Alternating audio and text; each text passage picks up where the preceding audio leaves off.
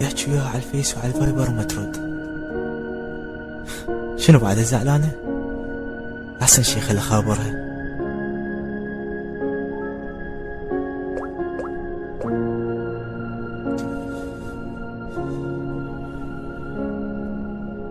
عذرا، رقم الهاتف المطلوب مغلق حاليا، يرجى إعادة المحاولة فيما بعد.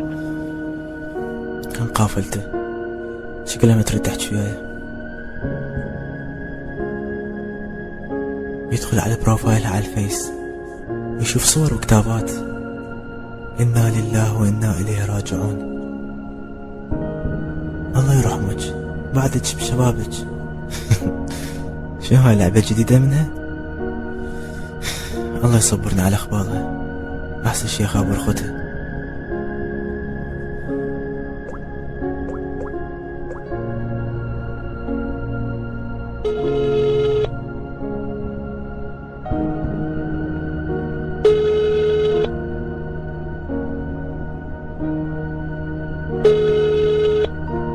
الو، وين هاي العوبة؟ شو تتفاعل على روحتين صالح؟ قولي يا اخي تفتح تليفون حتى لو زعلان مني. لا ما راح تزعل بعد منك. شنو قصدك؟ بربك موك الشقة وين صحيح؟ محمد اختي راح وما ترجع بعد. الموسخة. شنو الشقة؟ اكيد تشاقون. هاي لعبة حتى صالحها مو؟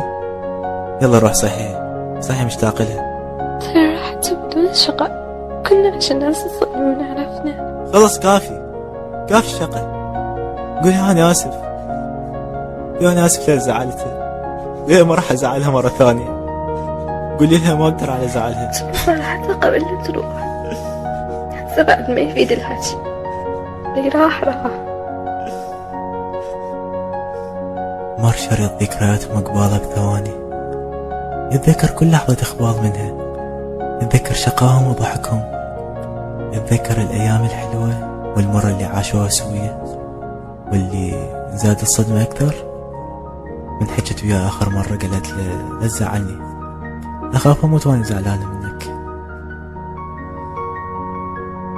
نصيحة مني، لا تزعل إنسان تحبه. هو اليوم يمك بس يجوز الباكر مو يمك.